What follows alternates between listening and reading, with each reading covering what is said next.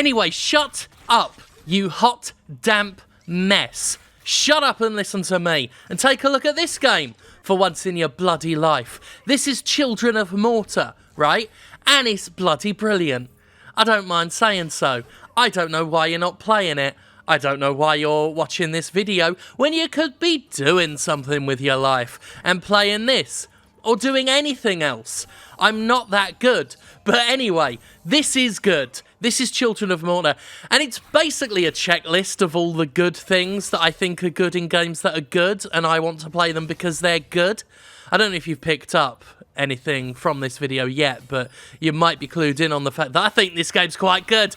So, it's got your roguelike elements, your idea of going on a run, and when you die, you lose progress. But it's also got lots of good RPG elements and things that you retain upon death.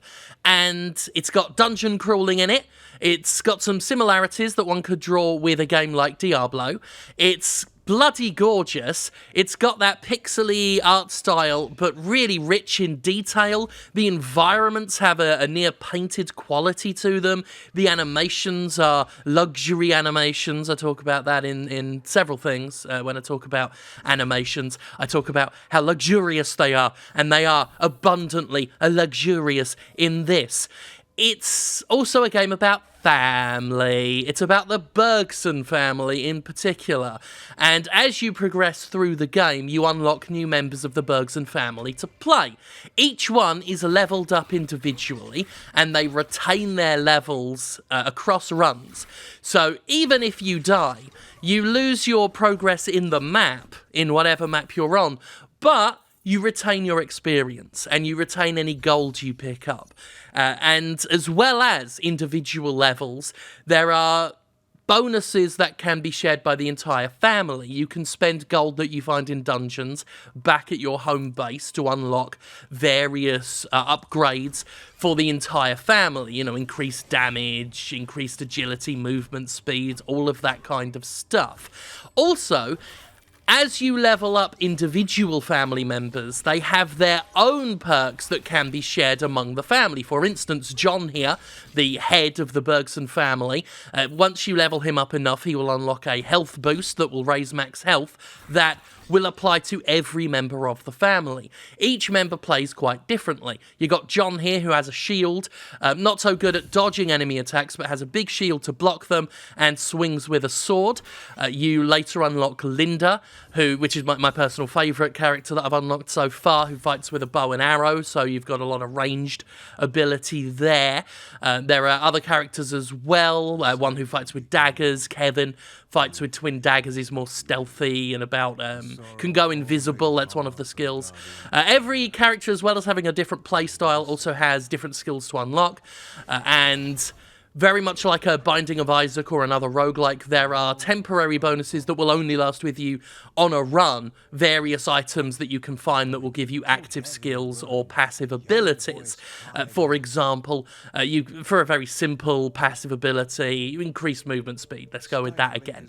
Or familiars, various helpers that will join you, like one that intermittently heals you, one that floats around you and does melee damage, or one that does range damage. And there are active abilities that are assigned to a button press, such as one that fires a missile that grows in size the longer it travels and then explodes with a ranged area of effect when it finally hits something. There's my personal favourite item, the Dragon of Soul, which I prefer to call it the Dragon of SOL, standing for a shit out of luck, because it's a big dragon what comes out the ground and leaves basically a big poisonous radius on the floor, and it's great. So you could shove that up your ass for nothing and piss off while you're doing it. God, this game's really good. I don't know if I've mentioned that yet. One of the things that I like about it is the sense of progression. There are many roguelike style games, these run-based games, where you die and you lose everything. You'll have built up a powerful character, you'll have found lots of cool bonuses, you'll get really far, then you die, that's it. Here, every run has at least some value, even if you die really early. So long as you've picked up some gold, or what do they call it in this, morve, or mort, or morgue, or Moogle. Anyway, gold. Even if you picked up some gold, that'll go in the family coffers. There's that dragon, it's so good. They'll go in the family coffers and can be saved up to spend on lasting upgrades. You'll be gaining experience for your personal character. You will lose those items that are there just for the run, but, you know, you'll dive back in, you'll get some more. So you're constantly feeling rewarded. And another thing is, whether you're successful or not, once you end a run, you will go to the Bergson family home where new stuff will happen. And that will just happen, whether you've successfully completed a run or not.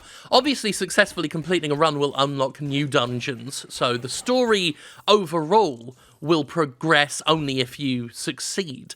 But even if you die, you'll return to the Bergson family home and something might have happened.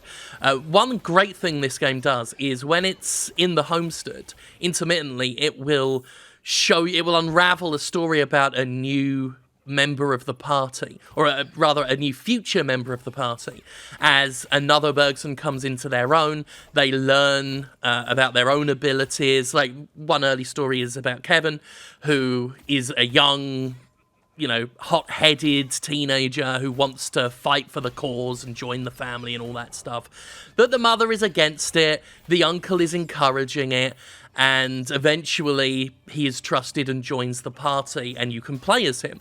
And that unfolds over the course of several return trips to the family home, told with cutscenes and narrated by this lovely narrator who provides all the only real spoken dialogue in the game. And it's just great. Like, the stories are fairly straightforward, a little bit cliche even. The family members, you know, the older, encouraging uncle, the young, hot-headed teen, the older brother who's committed to duty. It's all fairly stereotypical, but it's just done nicely. Things can be stereotypical if they're done really well, and Children of Morta does it really well.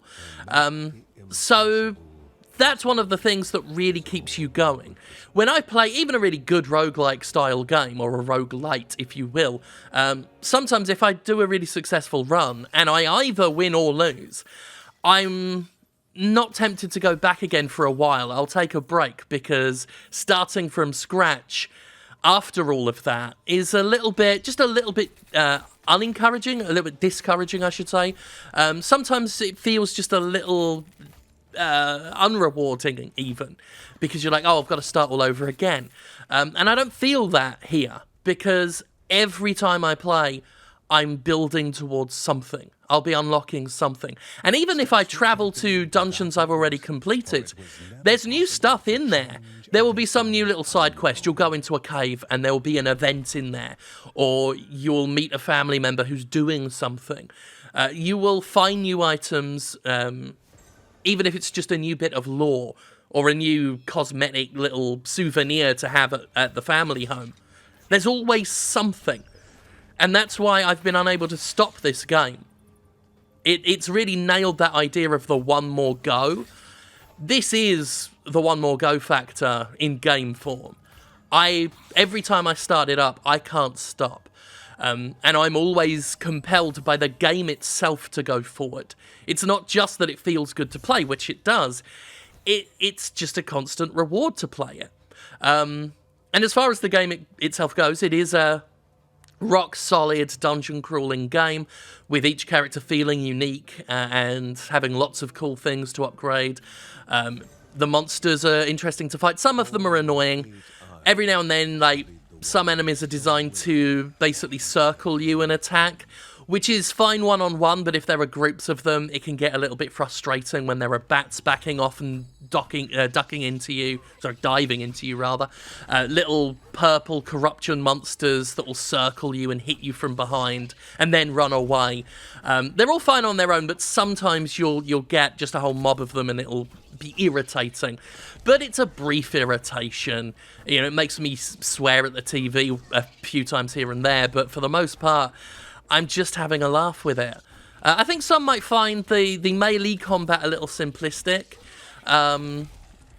because in general you are just sort of facing in a direction and slashing away. You can duck. Some enemy attacks aren't that well telegraphed, so you will take hits if you want to stay aggressive.